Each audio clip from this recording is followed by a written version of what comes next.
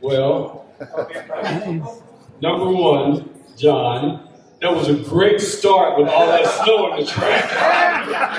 It was good. Number two, going into the season that summer, we were given the long shot award for getting a medal. So we took that kind of personally, especially for like Garrett and myself kind of started 92, 93. I was the brunt of the games in 94, even though I really wasn't. 98, we missed the medal by 200ths of a second, heartbroken, depression.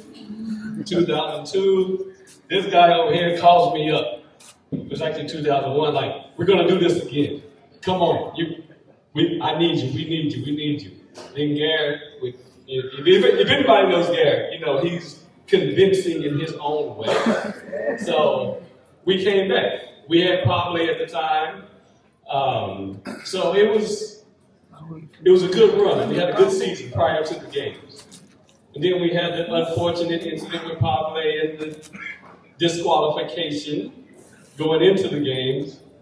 So now it's like, oh shit, maybe we are long shots at this point. What are we gonna do? We rolled the dice, we got lucky. We found this guy right here. It was like, he's a great athlete, he trains hard, but he's kind of unproven. So we had no idea what we were expecting or what we could expect. And for him to step up the way he stepped up, follow our leads and didn't buck, didn't question, do this, do that, do this, run here, stand here, do this. It was like, all right, he was on the team the whole time. It was like, awesome. And then you saw the results. So, look, as the first two-time inductee, that's all I can say. Thank you.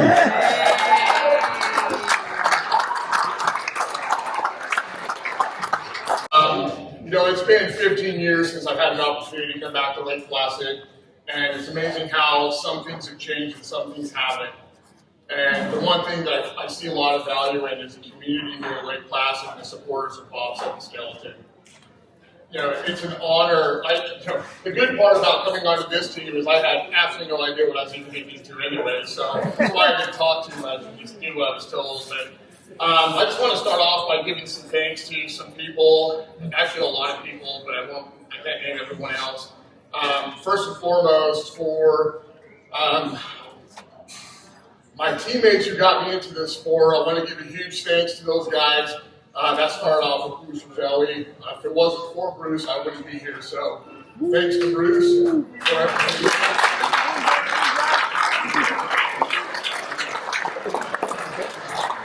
And all my teammates in that group. And then thanks to these guys for even putting some trust in me. If anybody recalls during the competition of the 2002 Olympics, they're giving all the accolades to these guys, and they get to this Bill Schuffenhauer kid straight off the streets of Salt Lake City, and I was like, what's going on here? So, but I'm just super honored to be here and reflect on the journey that got us here today. And all my teammates, this community, the coaches, the staff, all the volunteers have been so supportive of my dream and my goal to eventually one day be an Olympian. As many of you know, we all started off in probably a lot of different sports, track and field, football, so on and so on. And I just have a lot of gratitude. Off to the women, to the guys on the team. You've been such an inspiration for me. You continue in post-career to be an inspiration for me. And coming back here and seeing all these amazing people, they're still at it, man. Hats off to you. It's beautiful and brilliant. And I'm just super, super grateful, and thank you for this opportunity to continue to represent Team USA at this level, and hopefully we continue to do that, so thank you. Pastor Hines.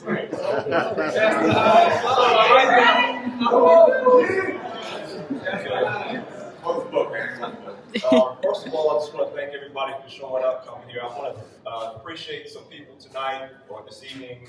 I promised myself 3 minutes. I'm going to give myself 3 minutes. I'm going to try to run through this as fast as I can, but please be patient with me. Amen. First of all, my journey started in 1992, and I never thought this would happen and bring me to this level. I first also want to thank my family, my aunt, my mom, my daughters, my godson. I wouldn't have been able to make it through the sacrifices that we had to go through since that time. I also like to thank the World Class Army Athlete Program. The leadership aren't here today, but I have to thank them because without that, I wouldn't have been able to compete. They helped me through. I'm going to continue on and just thank a few more other people. And again, just be patient with me because this is important to me. I want to appreciate you all for being here. I want to appreciate my team, but also want to appreciate others that aren't here. And first off, I have to say thank you to Bruce Roselli. Bruce is here. He's with Tony. I think our first year that I came to support, me and Bruce, or our team, was the World Championship. Tony was on his way here, and it was an amazing season. And Bruce never crashed me, not that that's important, but he gave me the best entry into the sport. And that's two people on this team that came through this one person. The second person I want to thank is Brian Scheinman. Everybody know Brian Scheinman.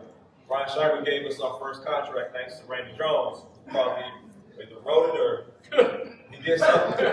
Brian remembers this. He gave us a contract, I think it was $2,000. I thought that was just a lot of money. And we worked real hard that season. I think Jeff Wood was on our team or something like that. But I want to thank Brian. Brian was an inspiration to a lot of people in this room, but maybe we didn't never tell him that. But I want to make sure that Brian understands that and knows that. Brian also was very much well loved by my mother. I'm not even the most beautiful person ever. The second person, Jim Herbert, the first person I want to medal with in this sport. I want to thank him, and he's here somewhere. Jimmy. Yep. And also, Jimmy, had some season with did some great things, but that was the start, and the Bulldown Sled was a part of that. And I remember that race, and I never thought it was going to happen. So it changed the trajectory of things. I'd like to thank James Purvis, who's also here. He helped me get to Atlanta and start my career there. I want to thank him. All of our teammates that are not with us, Padley, Steve Holcomb, those guys, Dwayne Mock, they've gone on. I want to thank them because they have impressed upon me. I want to thank some coaches. John Bilton's here, and Steve Barker is not. But those two guys really helped us in ways that we didn't realize at the time because we fought them, probably, on a lot of things. I want to thank you guys. Stuart McMillan. I want to thank some technical guys. Even though we didn't always get along, but they made the sport better for us. We tested their sled. We were one of the first to test their sleds. That was Jeff Bodine and Frank and Bob Cuneo.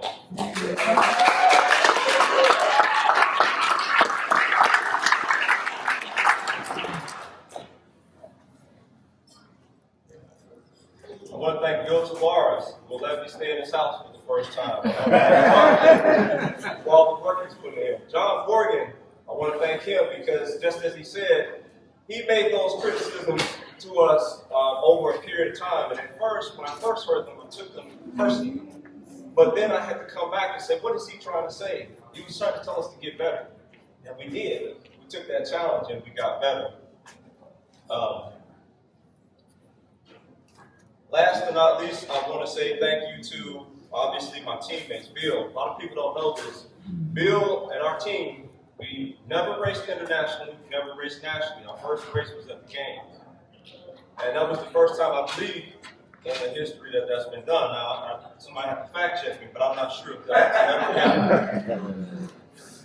Obviously, I want to thank Randy. He's truly my brother's keeper. When I say that, I mean that in a lot of ways. On and off the field, he's done a lot for me, and I really appreciate that. Last. Oh, a couple other people, I'm sorry. Dave Wons. I gotta say this, Dave Wons and Mike Kahn,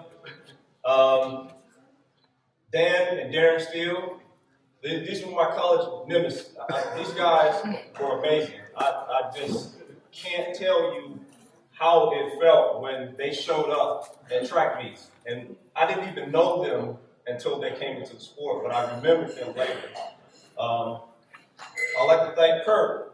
Kurt gave me my first push championship shellacking in 2006. And Todd invited me in and said, hey, good job. And I was like, oh, who is this guy?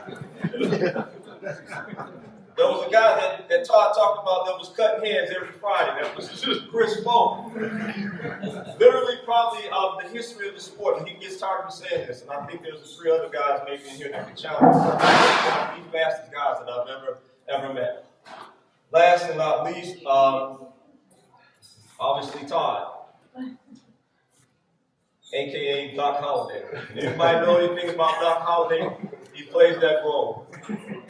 And that's okay, because he's a warrior, and that is what drew us together.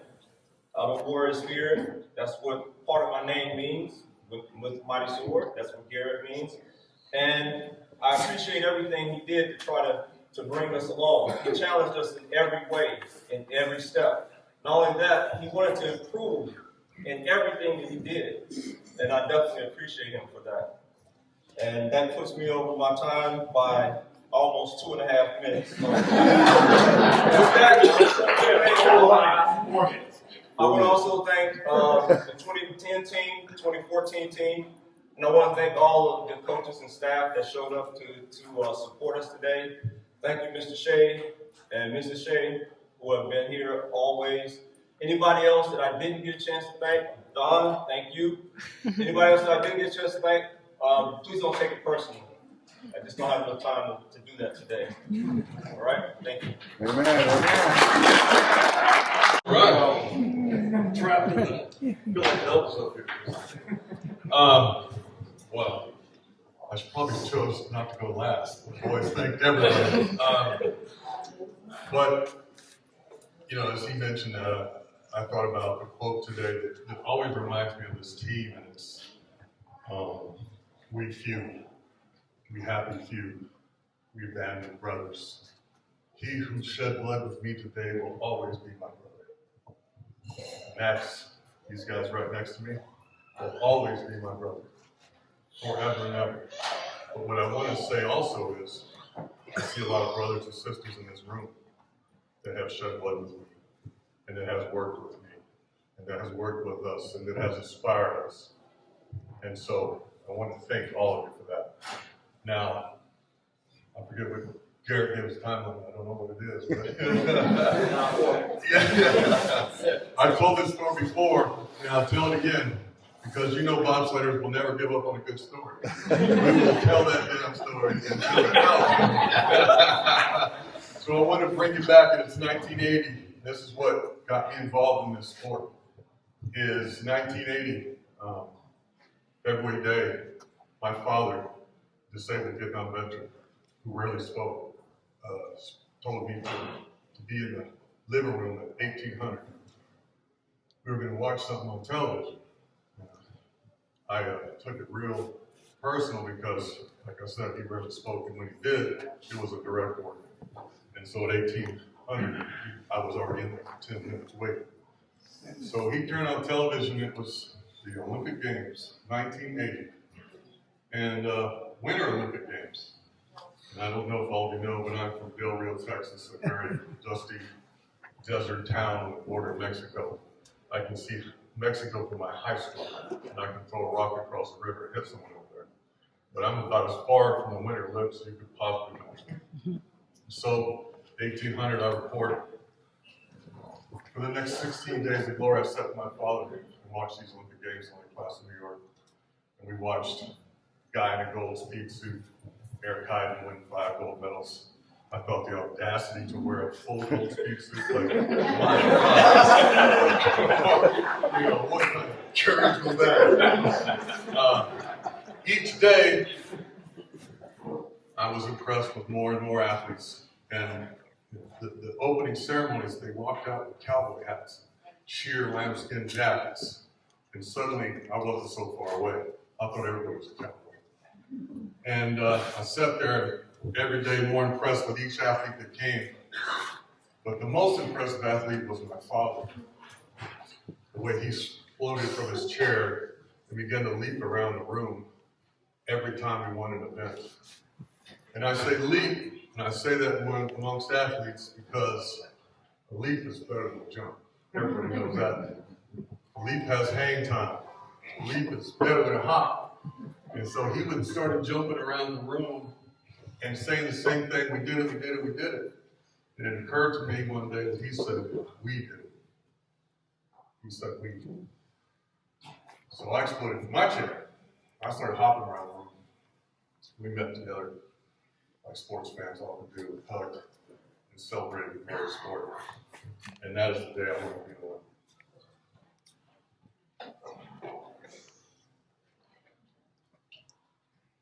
Pause. All right, so flash forward 22 years later. Fire engine red, 4-man bobsled with a screaming eagle down the side, Betty Rouse, 15th and final finish line. And they've got about 50 pictures of all looking because it was snowing, you know, and I'm looking, God, where is it? There were two behind us, and if I saw number one, we had one medal. And we saw that down number one. That was the first thing I saw, and we started going crazy. Second thing I saw was my favorite athlete, the old man. Was leaping again. I could see him. He'd levitate up into the crowd. He would levitate, and he'd run around and he'd go up again. And he would hang up there so long, I thought he must be on someone's shoulders. And then he'd go back down and start trying to scurry and get to us. The Shockers team was crowd surfing. They were going into the crowd. So I'm seeing the old man saying the same thing. We did it. We did it, my God, we've done it. And I looked around and thousands of Americans wearing red, white, and blue, all saying the same thing. We did it. And that's the day I knew what it was to be an Olympian. Now, flash forward 23 years later after that event, and I sit in front of all of you, and I say the same thing. We did it. We did all of this, right? That wasn't just us. It was all you old-timers that were grinding off the top of Cortina. Jack, I was talking to someone, Tony, Carlino, wherever you are, talking about riding brakes off of the old Cortina. Now, you talk about stones. You have to have it. So, these are the men that came before us, that cleared the way. When there were no medals to be had, they did it for the love of the game. And that cannot be forgotten. And so we're up here getting these awards. I want everyone in here to understand is that we're on your shoulders. We're climbing on your backs. It's the things you did before us that allowed this moment. And I can only hope that the things we did will allow these other great young men and women to do the same thing. So, with that, I will conclude. Brothers and sisters, thank you again for all this, all the things you've ever done for this